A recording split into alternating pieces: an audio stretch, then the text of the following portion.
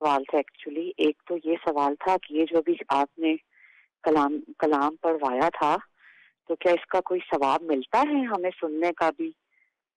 اگر ملتا ہے تو کائنڈلی ریفرنس کے ساتھ بتا دیں. کل دیکھیں، نعت رسول تو وہ چیز ہے کہ جو حضور علیہ الصلوۃ والسلام کی خود سنت ہے. آپ علیہ الصلوۃ والسلام نے حضرت حسان بن ثابت رضی اللہ تعالیٰ عنہ کے لیے خود ممبر سجایا تھا، اور آپ نے فرمایا تھا کہ بھئی بیٹھیں اور اس پر جو حضور کی نعت پڑھیں. تو حضور علیہ الصلوۃ والسلام پھر ایک مسلمان کے لیے، جیسے سارا آج الحمدللہ اس پہ بات ہوئی حضور علیہ الصلوۃ والسلام کی عظمت اور آپ کے مقام پر، تو ایک مسلمان کے سامنے جب حضور کی نعت پڑھی جاتی ہے اس کا فائدہ کیا ہوتا ہے؟ اس کے دل میں حضور کی محبت بڑھتی جاتی ہے.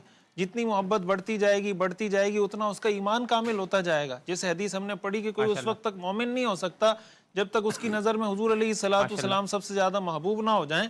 تو حضور علیہ الصلوۃ والسلام کا تذکرہ تو ایسا ہے، وہ جو درود شریف کی فضیلت ہے نا، کہ ایک صحابی نے حضور سے پوچھا کہ یا رسول اللہ میں اگر نصف وقت اس کو دے دوں، تو آپ نے فرمایا کہ ٹھیک ہے اور بھی کرو تو زیادہ ہے. انہوں نے کہا اس سے بھی زیادہ 2 ثلث دے دوں، آپ نے فرمایا ٹھیک ہے اس سے بھی زیادہ کرو تو اچھا ہے.